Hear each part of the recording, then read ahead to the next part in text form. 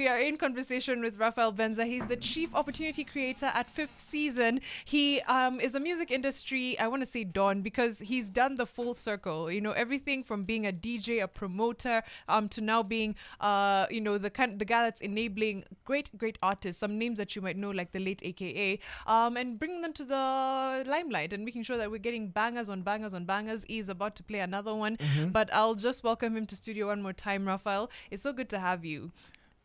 Thank you again. You can call me Benza. Benza. Most people know me as You Benza. like it, Benza? Okay, Yeah. we'll go with Benza. Mariam goes with the ID name. Yeah, I was like, If you're running away from government, they'll be like, yeah, he's in studio now. In maybe you were like, wait, is my mom in the room? Why maybe called by my full names? But we were speaking about being a chief opportunity creator, Benza, and what that means and how that has evolved over time. Because you've done quite a few things in the industry, right? Yeah. So how did you get to Fifth Season and to saying, you know what, I need to be bringing people into the limelight and showcasing the talent that's available on this continent? Well, the real change happened was I was also a club owner, so we had about 4 different clubs in Johannesburg, and this was a time when brands like Jameson and Moet Chandon was coming to the country, and they wanted to become cool brands, so they came and used our clubs to create events for them. But what we were seeing is that we were successful doing that, but because I was the owner of these clubs, I couldn't do it at other places because of our conflict of interest. So we formed Below the Line Entertainment or marketing agency using people like AKA and DJs to become the mouthpiece of these brands. So that's how it started, focusing on brand and how you can spread the word about brands, and then using cool cats before the times of influencers TikTok like that. Yeah, it was those guys who had a nice pocket of maybe 50, 60 people that they could influence. So we share the brand with them, we do events with them and parties with them, and they call the people, and that's how the brand became popular. And then it went on to managing them, because what we found out is that the DJs, they won't show up for briefing. They won't show up when they say 8 o'clock. That's not our South African DJ. We don't have issues. We come for briefing. And the reason is because they didn't have anyone actually looking out for them. They didn't have anyone coordinating their schedule, doing the administration and so on. Even for payment, they would take 2 weeks to send their invoices. So then they moved into managing those guys. So that's how we started. We started a need to manage artists to make sure that it becomes professionalized. And then the other side of it, that we wanted to make sure that the brand that is our artists becomes such a solid brand that different players, a different income stream can be received from that.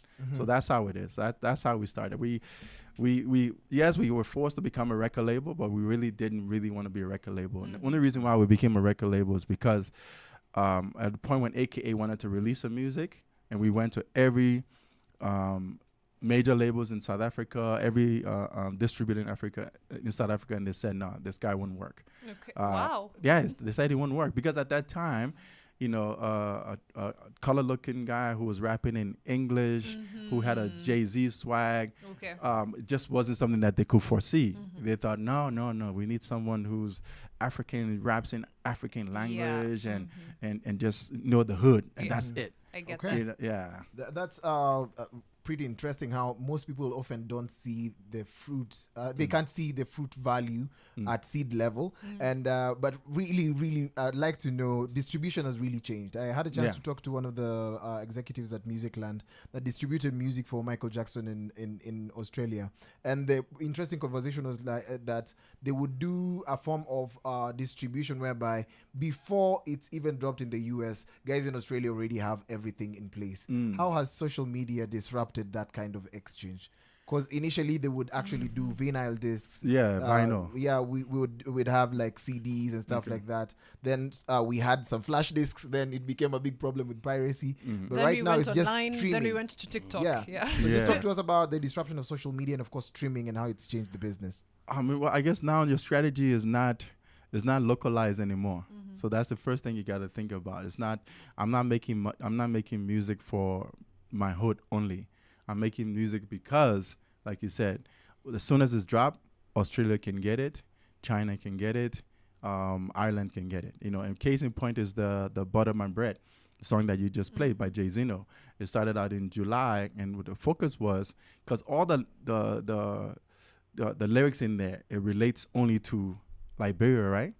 But for some reason, it picked up higher and quicker in Netherlands, in France, in Germany. Now, when Spotify just did the rap, the top 5 countries, there's only one African country in our top 5, and that's Nigeria. Wow. The rest is Germany, France, Netherlands. So it's the music. When you set your music out, make sure it has a trending sound. Make sure it has a familiar, easy melodies, because you're not really performing or recording for your boys in the hood. It is for the world. It's like for the world. All 7 billion of us. Yes, and you definitely have to use the tools that have been given to you now. Yeah. It's in your hands to use the TikTok tools, the Instagram tools, and to use YouTube Shorts.